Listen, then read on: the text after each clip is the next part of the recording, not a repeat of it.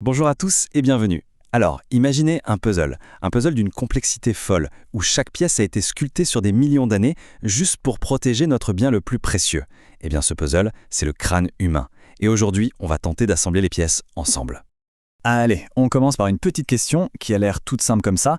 Combien d'os compose le crâne d'un adulte ? Spontanément, on a tendance à penser qu'il n'y en a qu'un seul, une sorte de grosse coquille. Mais la réponse, eh bien, elle est beaucoup plus intéressante que ça. Et voilà la réponse. Tenez-vous bien, il n'y en a pas un, mais 22.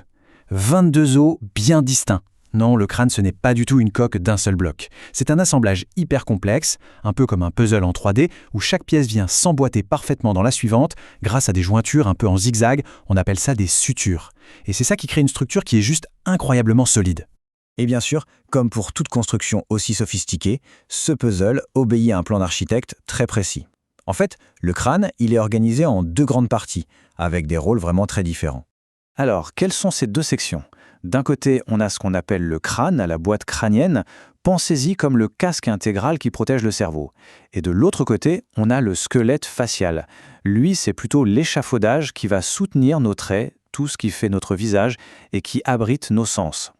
Le crâne, donc, c'est vraiment le coffre-fort par excellence. Sa mission est simple, mais elle est absolument capitale. Protéger, coûte que coûte, le centre de commandement de tout notre corps. Chaque courbe, la moindre épaisseur, tout a été optimisé pour une seule chose, absorber les chocs. Et le squelette facial alors, lui, c'est l'échafaudage de nos sens. Son rôle va bien au-delà de simplement nous donner un visage.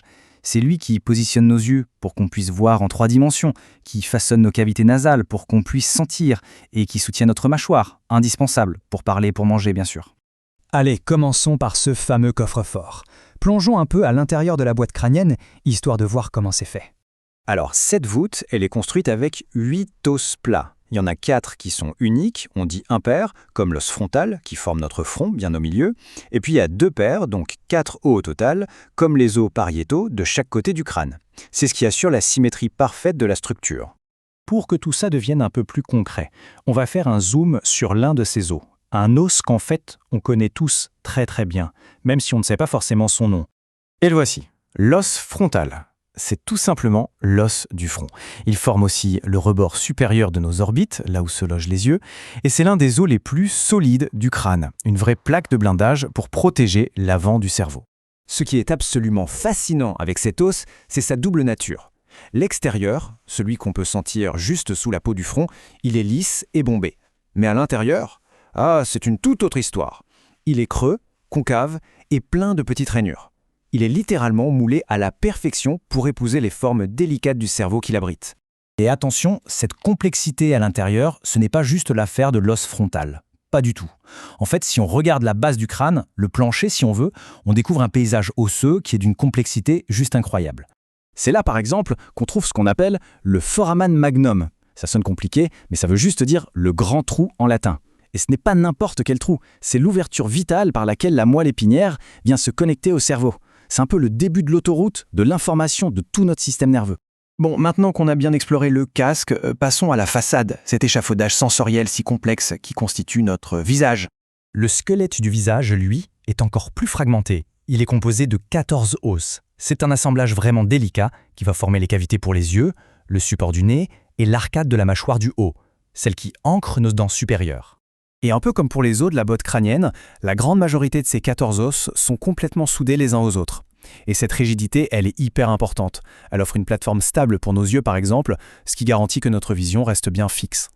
Mais il y a une exception cruciale à cette règle d'immobilité. Une seule et unique pièce de tout ce puzzle de 22 os est faite pour bouger. Une petite idée de laquelle il pourrait s'agir ? Il s'agit de la mandibule, bien sûr, notre mâchoire inférieure. C'est le seul os mobile de tout le crâne. Et sans elle, pas de parole, impossible de mâcher et même pas de bâillement. C'est vraiment la charnière de notre interaction avec le monde extérieur. Bon, maintenant qu'on a vu d'un côté le casque protecteur et de l'autre la façade fonctionnelle, il est temps de remettre toutes les pièces du puzzle en place et d'admirer la construction dans son ensemble. Le chiffre clé à retenir, c'est donc celui-ci, 22. 22 os. Et ces 22 os ne forment pas une simple structure, mais bien 2 systèmes, à la fois distincts et parfaitement complémentaires. Alors, si on résume rapidement, d'un côté on a le crâne, 8 os, dont le rôle est la protection. C'est le coffre-fort du cerveau. De l'autre, le squelette facial, 14 os, dont le rôle est la fonction. C'est notre centre sensoriel. 2 systèmes pour un seul et même objectif intégré. Mais le vrai coup de génie dans toute cette architecture, ce n'est pas tellement de regarder les deux parties séparément. Non, c'est de voir la manière incroyable dont elles s'intègrent et communiquent entre elles. Et cet endroit où tout se connecte, c'est la base du crâne. C'est un véritable labyrinthe de canaux et de petites ouvertures. C'est précisément là que notre coffre-fort s'ouvre, mais de manière très contrôlée, pour laisser passer les fameuses autoroutes de l'information, tous les nerfs et les vaisseaux sanguins qui relient le cerveau au visage et au reste du corps. Le tout, bien sûr, en garantissant une sécurité maximale. Protection et connexion, tout en un. Finalement, le crâne, c'est une sorte de rappel silencieux qu'on habite une machine biologique d'une complexité et d'une élégance vraiment à couper le souffle. Et ça pousse à se poser la question, quelles autres merveilles d'ingénierie biologique nous composent? Des merveilles qu'on ignore complètement au quotidien. La réponse, elle est sans doute tout autour de nous et surtout en nous.